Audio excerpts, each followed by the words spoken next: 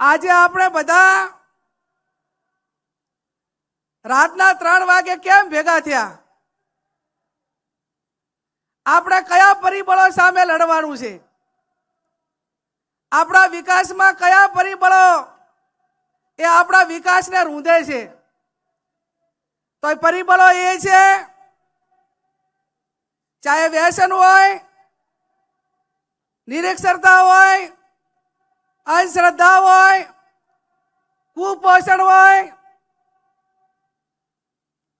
બેરોજગારી હોય, આવા અનેક પરિબળો સામે વૈચારિક ક્રાંતિ કરીને આજે એના સામે લડવા માટેનો સંકલ્પ કરવાનો છે. અને સંકલ્પ કરવાનો છે ત્યારે આ પરિબળો આપણાને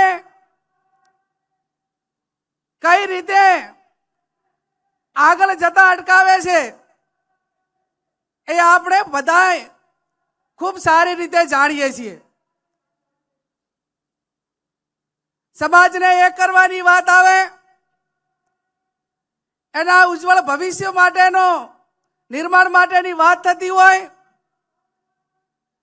તો જેના અન્ન ભેગા એના મન ભેગા. આજે તમામ સમાજો, જે સમાજો વર્ષો પહેલા એક મંચ ઉપર આવ્યા, ખેલદિલીની ભાવના રાખી, વ્યક્તિને કાંઈ મળે કે ના મળે, પણ જે સમાજોએ એમના સમાજના ઉજ્જવળ ભવિષ્યની ચિંતા કરી, ક્યાંક ન્યાય કે અન્યાય થયો હોય તો પણ એમને સહન કરીને એમને સમાજને આગળ વધવા માટે ખૂબ પરિશ્રમ કર્યો, ખૂબ એમણે સંઘર્ષ કર્યો.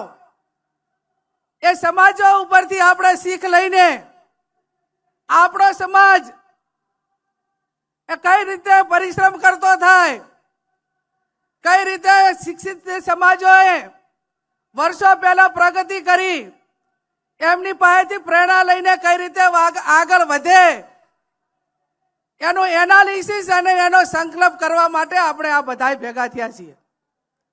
કોઈ પણ ક્રાંતિ એ કોઈ એક દિવસે નથી આવતી. કોઈ સુખી સંપન્ન પરિવાર હોય, કોઈ સુખી સંપન્ન સમાજ હોય તો તમે એનું એનાલિસિસ કરો, તમે એનું અનુકરણ કરો અને એના માટે તમે એ સમાજે કે એ વ્યક્તિએ કે એ પરિવારે કેટલા વર્ષ સુધી એને સંઘર્ષ કર્યો છે, ત્યારે એ પરિવાર કે કોઈ સમાજ એ કોઈ આગળ જતો હોય છે. ત્યારે મારે આપ સૌને બે હાથ જોડીને વિનંતી કરવાની છે કે કેવા વિચારોનું આપણે આજે રોપણ કરવા માટે ભેગા થયા છીએ. ઉત્તર ગુજરાતમાં સદારામ બાપા, મધ્ય ગુજરાતમાં ભાતીજી મહારાજ, સૌરાષ્ટ્રમાં વેલનાથ બાપા કે માધાંદર દાદા, આ 4 ભેગા પાયા ભેગા થઈ જાય ધાર્મિક પાયા તો મારો સમાજ એ સમગ્ર ગુજરાતનો એક તાંતણે બંધાય. એક આ સંગઠને ગુજરાતને અને ઠાકોર સમાજને એક જૂથ થવા માટેનો એક પહેચાન આપી છે, એક ઓળખ આપી છે. આજે ગુજરાતના કોઈ પણ જિલ્લામાં જઈએ ત્યારે મારે ગૌરવથી કહેવું પડે ને મારે ગૌરવથી ક્ષત્રિય ઠાકોર સેનાને અલ્પેશભાઈને અભિનંદન આપવા પડે કે અમે જે જિલ્લાની અંદર જઈએ ત્યાં સમાચાર આપણે તો 50 દીકરા એક ક્ષત્રિય સેનાના એ સમાજની નાતે મળવા આવે અને સુખ દુઃખની ભાગીદાર થવા માટેની વાત કરે ને વ્યવસ્થા કરે. ચાહે અમરેલીથી કરીને સુરત જઈએ તો પણ એ સમાચાર ભેગા આવી અને એક બેન તરીકે, દીકરી તરીકે સન્માન કરે. આ પહેચાન ક્ષત્રિય ઠાકોર સેનાએ સમગ્ર ગુજરાતની અંદર આપી છે. ત્યારે આવનાર સમયની અંદર સમય એ કોઈની રાહ જોતો નથી. દુનિયા મિનિટો ઉપર, કલાકો ઉપર દોડવા માંડી અને એની સાથે તાલ મિલાવવા માટે કરીને શૈક્ષણિક સંસ્થાઓ આપણી મજબૂતાઈથી બને અને સંસ્થાઓ એવી બને કે જેની અંદર સ્કિલ આપણે એને દીકરા દીકરીઓને આપી શકીએ અને સ્કિલ તૈયાર થાય. આ ગુજરાતની અંદર અનેક પ્રાઇવેટ કંપનીઓ મોટા પ્રમાણમાં છે, પણ ક્યાંક આપણે દીકરા દીકરીને નોકરી માટેની વાત હોય તો 21મી સદી એ ટેકનોલોજી અને જ્ઞાનની સદી છે, અને એ પ્રમાણેની માંગનું આપણે એજ્યુકેશન મેળવેલું ના હોય તો આપણને એ કંપનીમાં સારી મોટા હોદ્દાવાળી નોકરી ના મળે. અને આપણું મગજ એ હવે સિક્યુરિટીમાંથી અને નાના નાના હજુ આજે પણ કોઈ નોકરી માટે આવે તો માગણી કરે કે મારા દીકરાને પટાવાળામાં ક્યાંક રાખજો, મારા દીકરાને સિક્યુરિટીમાં કોઈકને રાખજો. હવે આ પટ્ટાવાળાને સિક્યુરિટીમાંથી બહાર નીકળીને ઠાકોર સમાજનો દીકરો આઈએસ ને આઈપીએસ બને, કોઈ કંપનીની અંદર એન્જિનિયર બને, મિકેનિકલ બને, આ સપના જોવા માટે આજે આ સમાજ એ આ ભેગો થયો છે.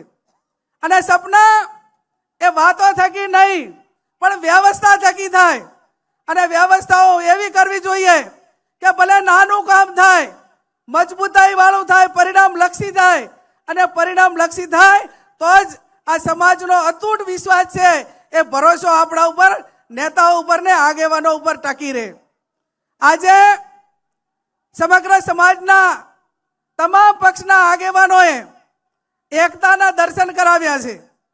અને આજે આ રાતના આ 3, 4, 5 વાગવા આવ્યા અને ત્યાં સુધી પણ આ આગેવાનો આજે આ સમાજના ભવિષ્યની ચિંતા કરવા માટે કરીને ભેગા થયા છે.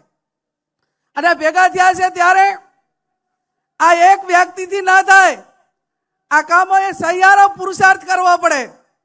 અને સહિયારો પુરુષાર્થ કરવા માટે કરીને રામચંદ્ર ભગવાન રામ હતા તો પણ એમને લંકા જવા માટે કરીને જ્યારે દરિયા ઉપર જ્યારે પુલ બનાવવાનો હતો, બ્રિજ બનાવવાનો હતો, એ ટાઈમે એક નાનામાં નાની ખિસકોલી પણ એ રામચંદ્ર ભગવાનને એ મદદ કરતી હતી. એમ કોઈ તનથી કરે, કોઈ મનથી કરે, કોઈ ધનથી કરે, અને જેટલી મદદ થાય એટલી મદદ કરે. ઘણી વખત કલાકારો કહેતા હોય ને, ઘણી વખત હું સાંભળું કે ભાઈ મારે સમાજ સેવા કરવી છે, તો સમાજ સેવા એ મેં કીધું કોઈ તનથી કરે, કોઈ મનથી કરે, કોઈ ધનથી કરે, આ બધી સેવા કરે અને વધારાની કોઈ સેવા ના કરી શકે તો તે કરે ને કરવા દે, કોઈને નડે નહીં તો એ સમાજ સેવા કહેવાય. કામ કરતા વ્યક્તિઓનો ક્યાંક ને ક્યાંક ટીકા થાય, ટિપ્પણ થાય, એ સહન કરીને આગળ વધવા માટેના પ્રયત્નો કરતા હોય છે. પણ એનાથી પણ વધારે મજબૂત મનોબળ રાખીને ટીકા કરતા જે લોકો એ પરિણામ આવશે ત્યારે 100% એ લોકો અભિનંદન આપશે. આજે વિચારોની ક્રાંતિ એટલા માટે કે આ સમાજ એવો છે, તમે રાતે અડધી રાતે બોલાવો તો આજે આખા ગુજરાતનો ઠાકોર સમાજ આ ગાંધીનગરમાં તમારી પાસે આશા, અપેક્ષા અને આવનાર ઉજ્જવળ ભવિષ્યની આશા અપેક્ષા લઈને આજે આપણી વચ્ચે અહીંયા ઠાકોર સમાજ આવ્યો છે. હું સમાજને ખાતરી આપું, નેતાઓ વતી, કે આવનાર સમયની અંદર આ તમે આ 4 મહિનાની કડકડતી ઠંડીમાં એક સમાજના ભવિષ્યના નિર્માણ માટે કરીને આવ્યા છો.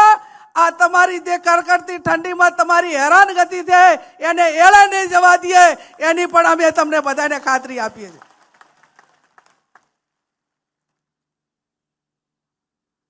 આવતીકાલે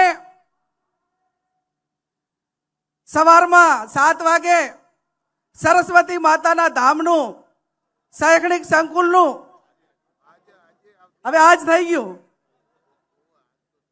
હમણાં કલાક 2 કલાક પછી 1 કલાક પછી સરસ્વતી માતાનું ધામનું ખાતમુહૂર્ત એ થવા જઈ રહ્યું છે. હું અપેક્ષા રાખું સ્ટેટના સર્વ મહાનુભાવો પાસે કે અલ્પેશભાઈ અને સરકારે એમના માધ્યમથી જે જગ્યા સંસ્થા માટે સમાજને આપી છે એનું ખાતમુહૂર્ત આજે 1 કલાક પછી કરવાનું છે, પણ એનું ઓપનિંગ એ ટૂંકા સમયની અંદર થઈને એક એવું સ્કિલ ઊભું થાય આઈટીઆઈ જેવું કે જ્યાં ધંધા રોજગાર માટેની તકો જે તરફ હોય અને એવા દીકરા દીકરીઓને ત્યાં તૈયાર થાય એવું એક શૈક્ષણિક સંકુલ બને એ આ સમગ્ર ગુજરાતના ઠાકોર સમાજની માંગ છે. ત્યારે મેં અગાઉ કીધું એમ કે આપણા ધાર્મિક ચાર પાયા એક થઈ જાય, આપણા રાજકીય આગેવાનો એક સ્ટેજ ઉપર આવીને એમની વાત મૂકી.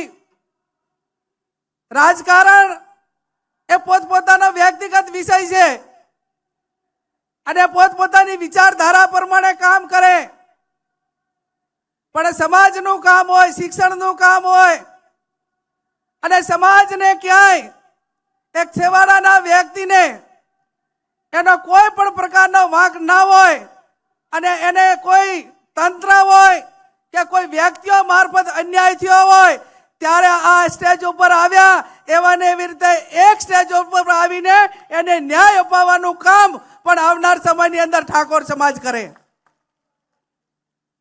ત્યારે વિશેષ ટાઈમ ના લેતા એટલું સમાજને વિનંતી કરું છું કે આજે સમાજની અંદર સૌથી મોટી કોઈ સમસ્યા હોય, મુશ્કેલી હોય તો હમણાં વિક્રમભાઈએ એમના ગીતમાં પણ ગાયું કે બાળ લગ્ન અટકાવો, અને આ બાળ લગ્નના હિસાબે આવનાર પેઢી એક કુપોષિત પેઢી, એક તંદુરસ્ત પેઢીનું નિર્માણ નથી થતું અને એના મૂળમાં કોઈ જવા માટેનું કોઈ કારણ હોય તો તાલુકે ઠાકોર સમાજની દીકરીઓને ભણાવવા માટેની હોસ્ટેલોનું નિર્માણ થાય અને આજ સમાજ સંકલ્પ કરે કે 12મા ધોરણ સુધી અમે દીકરીને ભણાવ્યા પછી દીકરીના પીળા હાથ કરાવશું અને 12મા સુધી ભણે એટલે એની ઉંમર 18 વર્ષ થઈ જાય, પણ એનાથી પહેલા આ હોસ્ટેલોનું નિર્માણ કરવું જરૂરી એટલા માટે છે કે ટેકનોલોજીના જમાનાને કારણે ક્યાંક ને ક્યાંક મા બાપ એ દીકરીને સુરક્ષિત રીતે ભણવા માટેની ક્યાંક ને ક્યાંક જગ્યા શોધે છે. એ જગ્યા પૂરેપૂરી મળી રહે એના માટે કરીને દરેક તાલુકાએ કન્યા હોસ્ટેલના નિર્માણ થાય એ પણ આજના દિવસે આ આગેવાનોએ ને સમાજે એનો સંકલ્પ લેવાનો છે. અને સંકલ્પ લેવાનો છે ત્યારે આપણા દીકરા દીકરીઓ એ બંનેને રોજગારી મળે. સમય એવો છે કે દીકરી પોતે સ્વનિર્ભર રીતે એ આર્થિક રીતે સક્ષમ બને અને આર્થિક રીતે સક્ષમ બને એટલા માટે નોકરી હોય, નાના મોટો ધંધો હોય, એ પોતે ભણેલી હોય તો એને પોતે રસ્તો કાઢીને કંઈક નાના મોટી પરિવારમાં તકલીફ હોય તો પણ એ પરિસ્થિતિનો મુકાબલો કરીને સૌમાનભેર જીવે. અને એટલા માટે આવનાર સમયમાં મહિલાઓની રોજગારી કઈ રીતે વધે એ વ્યવસ્થાને વિચાર કરવાની પણ અત્યારે માંગ છે.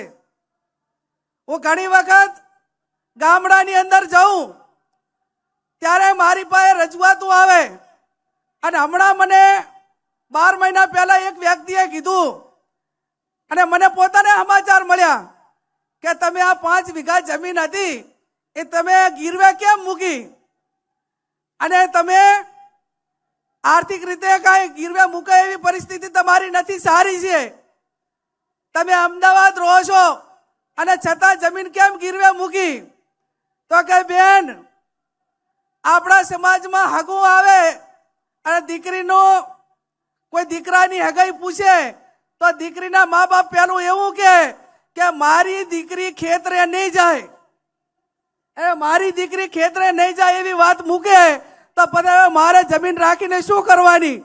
એટલે મારો કહેવાનો અર્થ એટલો છે કે દીકરીઓને કેળવણી એવી આપો કે કોઈ પણ મોરચે લડી લેવાની તાકાત ધરાવતી દીકરીઓ આપણા સમાજની અંદર હોય.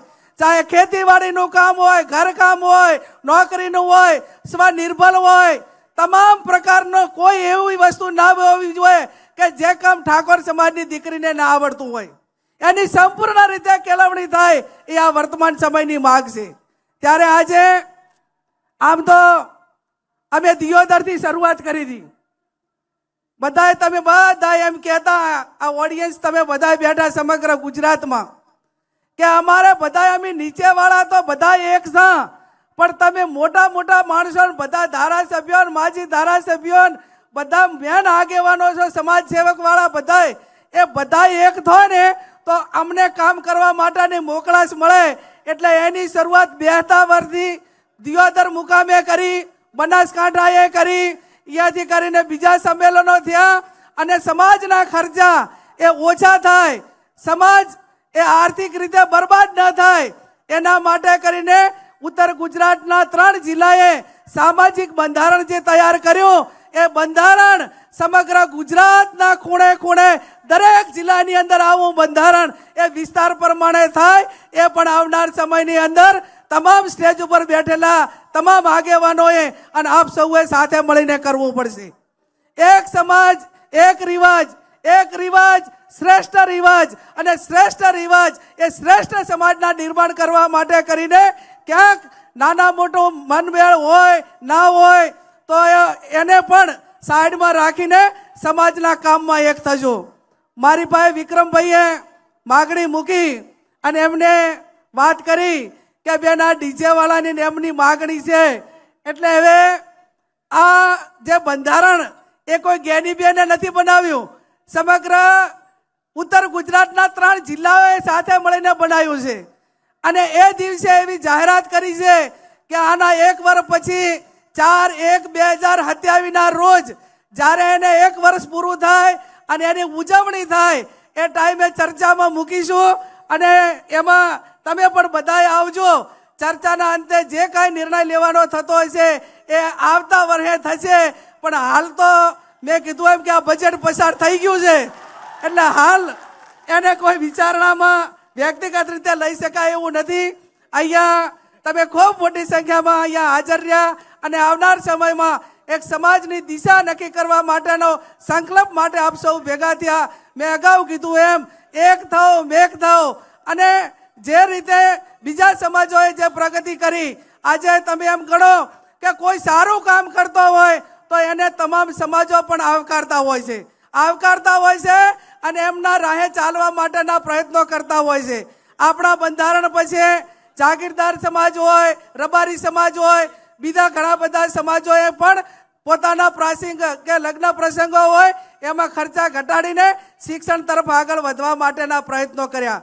આપણા બંધારણમાં સોશિયલ મીડિયા હોય, ટીવી ચેનલો હોય, અને રોનકભાઈ જેવા કે એબીપી અસ્મિતા જેમણે એન્કર તરીકે જે ઠાકોર સમાજની અંધશ્રદ્ધા હોય, ઠાકોર સમાજનું બંધારણ હોય, ઠાકોર સમાજના વ્યસન મુક્તિ હોય, તો એમના સૌથી વધારે કોઈએ એક ટીવી એન્કર તરીકે મદદ કરી હોય તો એ રોનકભાઈને હું સમાજ વતી ખૂબ ખૂબ અભિનંદન આપું છું, એમનો આભાર માનું છું. અહીંયા આવડી મોટી સંખ્યામાં તમે હાજર રહ્યા અને સમાજને એક મનોબળ પૂરું પાડ્યું, આગેવાનોને કામ કરવા માટેનું મનોબળ પૂરું પાડ્યું. ભગવાનને પ્રાર્થના કરીએ, સદારામ બાપુને પ્રાર્થના કરીએ કે આ સમાજ ઉત્તર પ્રગતિ કરે, શિક્ષણ તરફ આગળ વધે અને બીજાની હરોળમાં ખભે ખભો મિલાવીને સ્વનિર્ભર બને. એ શબ્દો સાથે આપ સૌનો ખૂબ ખૂબ હૃદયપૂર્વક આભાર.